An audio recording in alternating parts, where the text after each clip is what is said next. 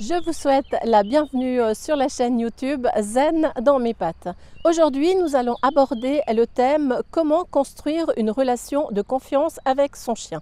Construire une relation de confiance avec son chiot commence déjà par le premier trajet que vous allez faire avec lui. Tout cela se prépare en avance. Avant d'aller chercher votre chiot chez l'éleveur, il vous faudra donc déjà préparer la place qui lui sera dédiée chez vous.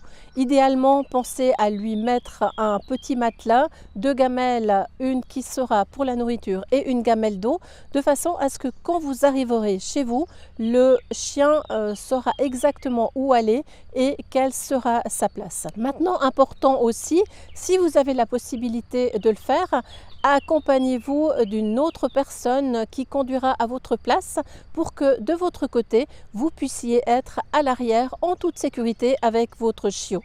Car votre chiot aura vraiment besoin de vous, de vos paroles pour l'apaiser, pour le rassurer, de quelques caresses, parce qu'il va quitter sa maman, il va quitter un environnement qu'il connaît bien pour aller dans un lieu qu'il ne connaît pas du tout, et aussi ce premier contact avec vous d'une personne qui lui est inconnue, mais qui très rapidement deviendra une personne de référence. Vous pouvez également prendre un petit mélange de fleurs de bac. Différents mélanges existent. Certains sont là pour les apaiser et cela peut être très utile si vous prenez un chiot qui aura très peur, par exemple, de la voiture. Comme nous le voyons sur cette séquence du premier trajet en voiture avec Vanda, j'avais prévu un petit panier pour qu'elle soit plus à l'aise sur mes genoux. N'oubliez pas non plus de prendre quand même un linge parce que certains chiots vont peut-être vomir tellement ils seront stressés ou parce qu'ils n'auront peut-être pas tout à fait digéré leur repas. Et important aussi, pensez à prendre un petit peu d'eau si vous devez lui humecter les babines ou peut-être un petit spray si maintenant il fait un petit peu trop chaud dans votre voiture. Évitez aussi de mettre la musique trop forte parce que le chien a une ouïe qui est beaucoup plus développée que la nôtre et profitez de lui parler plutôt que de lui mettre une musique de fond. Important, quand vous prenez rendez-vous avec votre éleveur pour aller chercher votre chiot, demandez-lui de prévoir un doudou qui aura dormi avec sa maman et qui sera imprégné de son odeur. Petit doudou que vous pourrez mettre dans la voiture et qui pourra aussi apaiser votre chiot, mais l'apaiser aussi quand il dormira ses premières nuits tout seul dans votre maison. Devons-nous faire des pauses ou pas en voiture? Cela dépend bien entendu de la durée du trajet. Si vous avez un trajet de moins de 2 heures, je vous déconseille totalement les pauses. Pour quelle raison? Il aura déjà un stress d'être dans une voiture, de vous rencontrer. Alors si en plus vous allez devoir le sortir dans un lieu inconnu, que vous ne connaissez pas, qui a peut-être des microbes, n'oubliez pas que vous avez un chiot, évitez de faire ces pauses. Si maintenant vous avez un trajet de 4 à 6 heures, vous pouvez faire un petit arrêt pipi, mais dans la mesure du possible, évitez peut-être de le mettre dans des situations qui vont encore plus le stresser pour ce premier contact avec vous. Un point tellement important aussi, quand vous avez un nouveau chiot, vous avez envie de le montrer à toute la famille et à tous vos amis.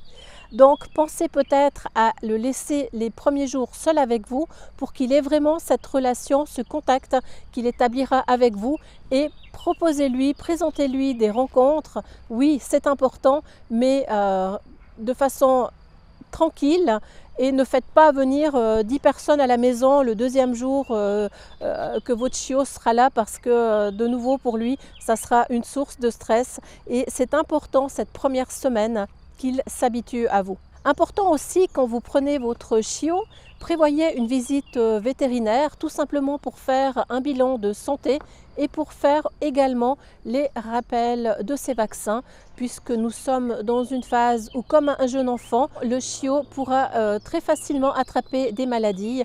Alors préservez-le aussi et demandez conseil à votre vétérinaire. Comment améliorer cette relation de confiance? Quelque chose qui sera très facile à mettre en place reste le jeu. Vous allez peut-être me demander, oui, mais quel jeu est le plus approprié pour un chiot? Eh bien, j'ai envie de dire, chaque chiot, chaque chien est différent avec des envies différentes. Alors, pour faire simple, prenez votre chiot, allez dans un magasin spécialisé pour animaux et tout simplement demandez-lui de choisir. Mais ce qui est peut-être important, c'est avant d'aller dans ce magasin de lui demander un assis pour que dans ce magasin, il n'aille peut-être pas dans tous les sens. Je vous propose qu'on regarde une petite séquence avec Vanda. Donc je suis allée avec Vanda au magasin pour choisir ses jouets préférés. Je ne vous cache pas que le stress était plus important pour moi que pour elle, parce qu'elle n'avait qu'un souci, c'était repartir avec tous les jouets, et de mon côté, c'était qu'elle ne touche pas à ses jouets. N'oubliez pas de demander toutefois l'autorisation à la vendeuse ou au vendeur, si vous pouvez le faire, pour une question de respect entre les gens qui adorent les animaux et entre ceux qui en ont peur, ou parfois dans certains endroits les chiens sont interdits et nous devons aussi le respecter. Je vous propose maintenant de voir une séquence de jeu avec Vanda, puisqu'elle a pu choisir ses jouets préférés. Et rappelez-vous que le jeu n'est pas juste un moment fun, c'est un besoin fondamental pour le chien, et il vous permettra aussi de mieux coopérer avec lui dans la suite de son éducation. Le jeu est essentiel car il libère son énergie, il renforce le lien que vous avez avec votre chien et surtout, il apprend aussi à gérer ses émotions. Un chien qui a l'habitude de jouer avec vous, il aura aussi un meilleur équilibre, et pensez aussi qu'à travers le jeu, vous allez améliorer cette relation suivant quel jeu vous allez choisir. Si vous allez choisir un jeu de balle ou un jeu au contraire d'interaction avec vous, par exemple un passer entre les jambes, un tourne autour de moi, ce genre de jeu qui sera très apprécié du chien va vous permettre d'améliorer réellement votre connexion et votre relation avec lui. Vous allez très certainement me poser la question, mais quel jeu privilégier? J'ai envie de dire, il s'agira de faire un mixte entre les différents jeux que l'on peut proposer à notre chien. Nous avons tout d'abord le jeu du lancer-rapporte où je vais lui jeter une balle et l'idée c'est qu'elle me la rapporte. Je fais une petite parenthèse car c'est un jeu que je déconseille quand même pour les jeunes chiens, étant donné qu'on va rapidement le solliciter au niveau de ses articulations parce que le chien excité va faire un démarrage pour aller rattraper sa boule, et c'est pas un jeu que je conseille pour les jeunes chiens.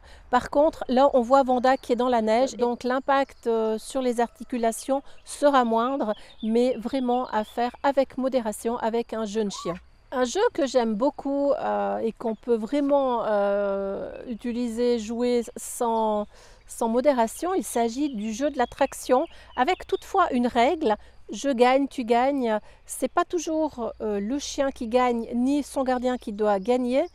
C'est vraiment un jeu entre les deux, un jeu de confiance, car le chien, lorsqu'il me ramène le jouet, il doit comprendre qu'il va le recevoir à nouveau et non pas que le jouet lui est enlevé carrément, ce qu'il pourrait interpréter comme une punition. Ce que j'aime avec ce jeu, c'est aussi, avec cette balle ou cette corde, c'est de la faire passer entre mes jambes d'un côté de l'autre, et ce jeu va augmenter la confiance de votre chien vis-à-vis de vous-même. C'est pas donné à tous les chiens parce que c'est quand même imposant pour eux, et c'est justement à travers ce jeu qu'on peut y arriver. Je vous présente le jeu préféré avec Vanda, le jeu de la bassine. Vous mettez les jouets préférés de votre chien, puis vous allez lui apprendre à ramener les jouets, les différents jouets, et prenez l'habitude de donner un nom différent par jouet.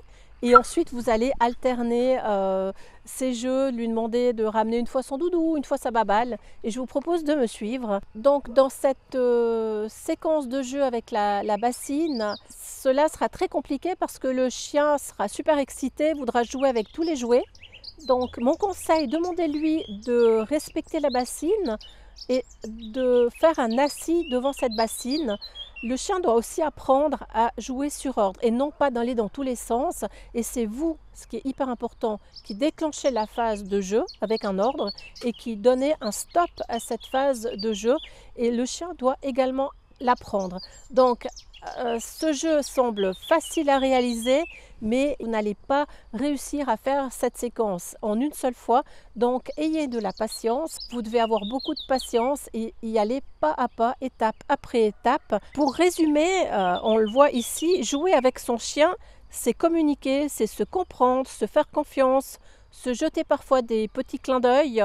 Et si nous-mêmes, en tant que gardiens, on n'est pas clair dans ce qu'on va demander à son chien, le chien ne pourra pas savoir ce que vous voulez exactement. Et souvent, quand on a ce chien, on le voit parfois dans ces séquences, Vanda va me regarder, Oui, mais qu'est-ce que tu attends de moi? Donc, si dans ma tête, je ne sais pas si je vais lui demander la baba, le doudou, je suis en train d'avoir cette réflexion, le chien, n'oubliez pas, va le comprendre et lui-même va pas savoir ce qu'il devra faire. Donc, soyez vraiment clair avant de lui demander quoi que ce soit. Et pour conclure, mettez en commentaire le résultat de cet exercice, comment vous avez trouvé cet exercice de cette bassine avec les jouets et si cet exercice a été facile à réaliser. Et si vous avez eu un petit problème pour demander un assis devant cette bassine, je vous propose de nous retrouver dans la prochaine vidéo où nous traiterons du assis qui vous permettra de sortir de bien des situations délicates. Je vous dis donc à très vite. Bye bye!